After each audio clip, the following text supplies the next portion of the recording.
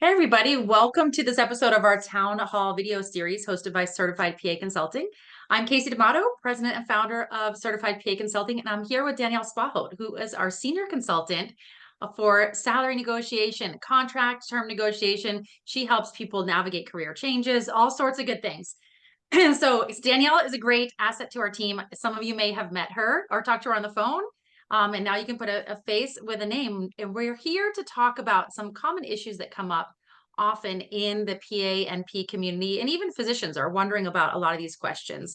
And when we started Certified PA Consulting back in 2009, I started it because of my involvement in practice administration and practice management. And my passion was to really help my community of peers understand how to negotiate from the business side of things. Very different than looking at salary reports or talking to our peers at conferences, but truly looking at the numbers, the business, the goals of the business, the type of payers, the type of collections, all the things, the personalities, the type of procedures that you're doing, everything that's involved in both your own personal career goals as a PA, as well as the practice and the facility, their goal, the way the business is structured, and how to align the two. Because when you can align the two, that's when you have explosive results in your negotiation process.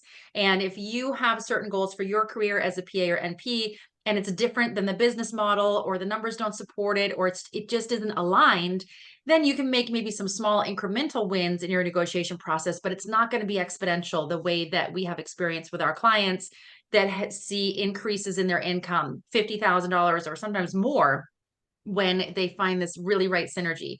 So we host a town hall videos at least a few times a month to help answer common questions. And if you're interested in working with us, we offer private coaching and consulting, as well as we have group programs, we have on-demand programs, and anything in between. So we are a resource. If you go to certifiedpaconsulting.com, you can check out free videos, free downloadable PDFs. You can contact us through there and find out if there's other programs either on demand or working with Danielle or myself or somebody on our team one-on-one to help you reach your goals or navigate your next negotiation process. We also help people with business and all sorts of other fun things as well. So we're a great resource if you're thinking about starting a practice. We can help you with that, or starting a non-clinical business. So, or making changes to non-clinical, all the things. So today we're talking about the three most important things to consider before your salary negotiations. If you had to pick three, because most people come to us and they're getting ready for their negotiation and they've got a big list of things and they're not sure where to start. Should they ask for everything? Should they send an email? I got a DM today about somebody that said, "Can you help me draft a letter?" You know, that's not the kind of process that's going to result in a big win. And we're going to talk about the top three things to consider that's going to help propel you in your negotiation process and also help you recognize if this is a short term and maybe you're going to plan an exit at some point. Maybe this isn't a long term. So we're going to talk about the top three here. We like to keep these videos bite sized. I'll hand it over to Danielle so she can dive into what we would recommend as the top three things to consider before you go into your next negotiation process. Sure. Thanks, Kasey. So I would say the very first bullet point that I would encourage anyone who's going into a salary negotiation to consider would be that, the salary is the big thing that we tend to focus on, and that is very important. So the salary and the bonus structure are those two kind of big ticket pieces that everybody really focuses on. But there are other things to consider, your whole package.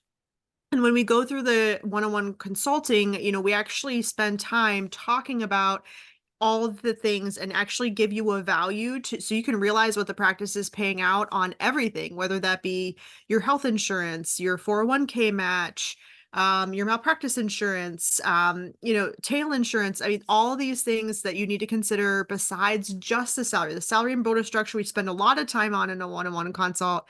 But we also talk about these other pieces of your bonus structure because they actually can add up to a significant amount of money. Some PAs get almost no benefits. Some PAs get a ton of benefits. There's people all the way in between. And we kind of talk to you about what's industry standard here in your session, and also kind of guide you on how this fits into your salary negotiation. And then also remember that there are a lot of Ps and MPs who time is more important to them. So It may be salary for a lot of people and they may be more money motivated, but there are other people where the PTO package or having the flexibility of a straight collections or having some more of that time off at that office, that might actually be more important to them than the salary. So that's why we kind of dig in and kind of just, help you decipher what is most important to you. Um, and remember that you may be considering, like Kasey mentioned, kind of more long term. We kind of delve into that a little bit in your sessions. Is this something that you want to stay long term? If they gave you exactly what you wanted, would you stay with this practice, or are there other things that we need to consider in maybe considering an exit? It may change how we negotiate and how we develop that strategy. So that's important to know. Yeah, no, I agree with those 100%. That the first thing we always ask people, if you've worked with us, the first question we always ask is, if money wasn't an issue, would you stay in this practice forever? Because the negotiation process can be so emotional that sometimes we get distracted about, is this even the right fit long term? And to Danielle's point, the strategy is a bit different if it's short term versus long term. So if we had to pick the number one thing to consider, it's that is this going to be your long term professional home? Or is this more of a stepping stone? It's going to be a short term, because there may be some more compromises and things depending on if it's short or long term in the way you're going to approach your negotiation. So, and also to Danielle's point, taking into consideration all the other things even beyond salary. So those are kind of all lumped together as a number one that we would recommend before you approach your negotiation process. So stepping into number two, do you want to dive into what the second one would be? Yeah, so the second one is kind of an offshoot of the first one, but basically you really need to define what is important to you. So really to help develop a strategy, we go through lots of questions to kind of dive into what are your values and what are the business's values, and help you kind of align that, because as Kasey mentioned earlier, if they're out of alignment, it's not going to go well, or you may get very small, raise a very small raise or a very small, salary negotiation. But you may get really big, really like 10, we've helped clients, huge tens of thousands of dollars of increase in their salary by realizing that when you get that, the business's goals and your goals align, and if that's not your current practice, helping you find that other practice that can do that. And if you're totally lost on what your values are, what's important to you, what your goals are, we actually have coaching that can help you if you feel like you actually don't know where you're at and you're someone who needs some help with that. We offer that coaching as well in our life and career coaching, but really defining what's important to you and making sure that that aligns with the business owner or the decision makers. Yeah. And one thing that we recommend is to know your deal breakers. So there are things that you'd be willing to compromise on, negotiate on, which is typically salary and bonus, right? We can those are sliding scales. It could be a higher salary, lower bonus, or lower salary, higher bonus. There's all different ways that those things can be kind of massaged and negotiated. But there are certain things that might be a deal breaker for you. For example, maybe taking call, or maybe working weekends, or maybe a commute that's over 30 minutes.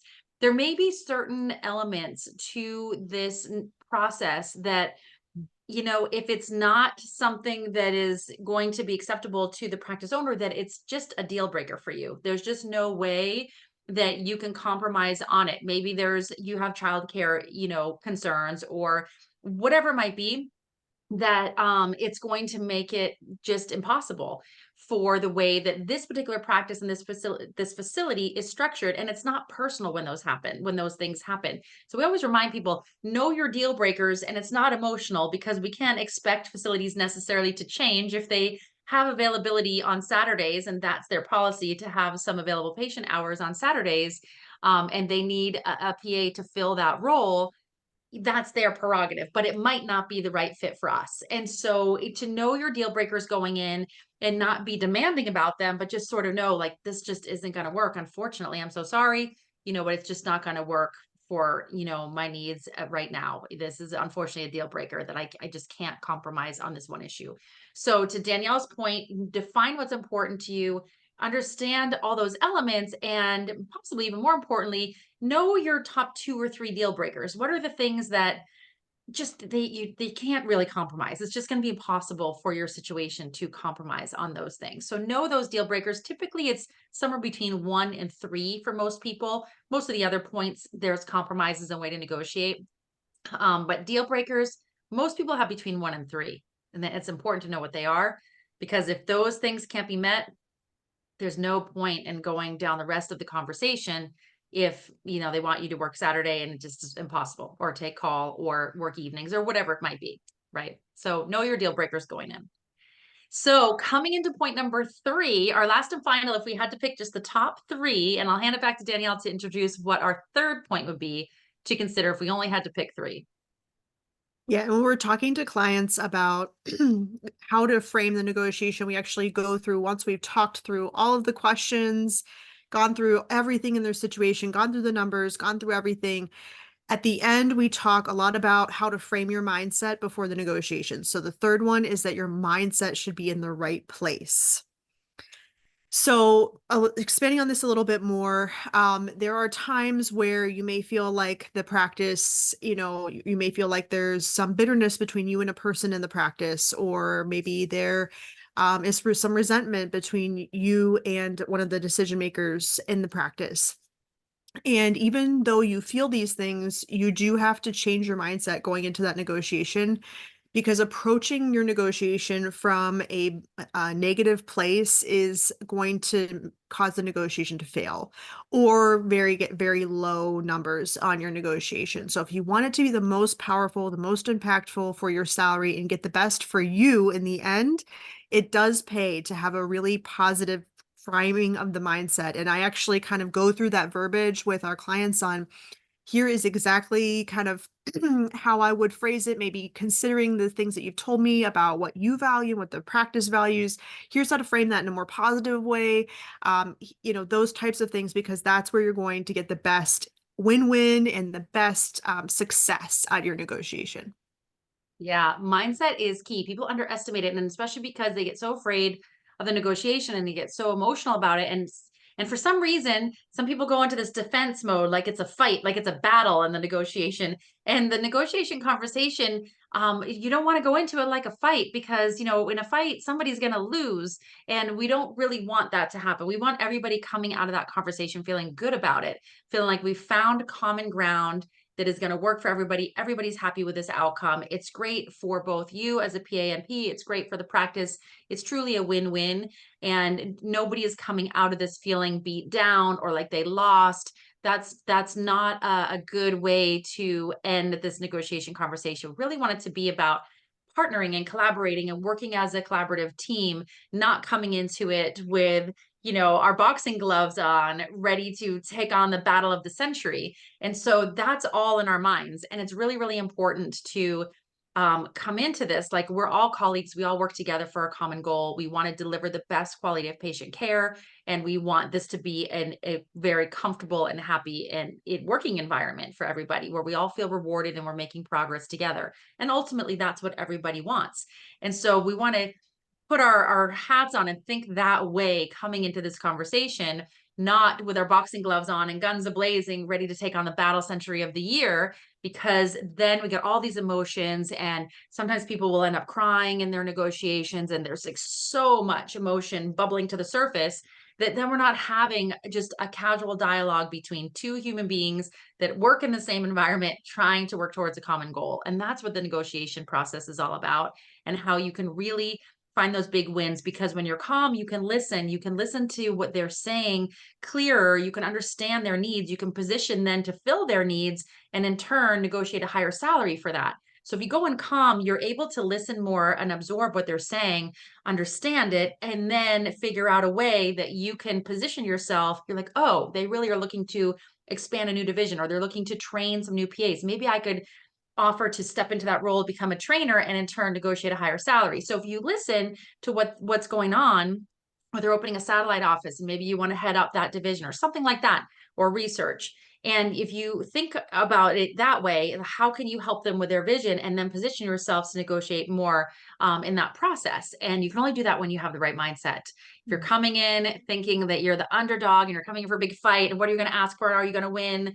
You're not thinking the way that you could really see some big, big, big multi, five figures, tens of thousands of dollars, multi tens, like Danielle was saying. It's not unheard of for us to help people negotiate, 25, 30, 40, $50,000 and more per year in these type of outcomes. So mindset is critical, and controlling your emotional state is really, really critical. Um, so hopefully these top three tips help you going into your next negotiation process. If you feel stuck along the way, please don't hesitate to reach out to us. You can go to our website, certifiedpaconsulting.com. You can email directly team@certifiedpaconsulting.com. And Katie, our client communication manager, will respond to you. She can send you other free videos. She can point you in the right direction for free PDFs. And she can also let you know if a program or service is right for you for your needs. So don't feel shy. You don't have to feel like you're going through this process alone. That's why we started Certified PA Consulting, so that we could provide resources for you. We publish lots of articles on this topic, and we are the leading industry experts when it comes to salary negotiations, because of the way that we teach people how to think about it, like you're having a business conversation, a business dialogue and transaction, and not think about it comparing to peers and getting petty and the way you might negotiate in high school or something like that. We really want you to elevate your way of thinking in the negotiation process, and we help people get big wins. And we also help them recognize when this particular opportunity might not be able to afford a big win. So do you want to stay there long term? So we help you understand if you may hit roadblocks or you may hit obstacles that might prohibit these big wins. And we help you recognize that, so that you'll know going into it why you might hit some roadblocks in this particular business model or facility that you're working in, why that might be, and why there might be some big challenges to work around, and it might be worth looking for other opportunities. And we help you recognize that as well, which is sometimes even more important than a straight negotiation with your current employer. So please reach out. We always post these videos a couple times a month. Make sure you registered for our newsletter email list, because then you get notified of them and you can tune in anytime. We try and keep them short and helpful, and hope you enjoy this episode, and we'll see you on our next town hall video series.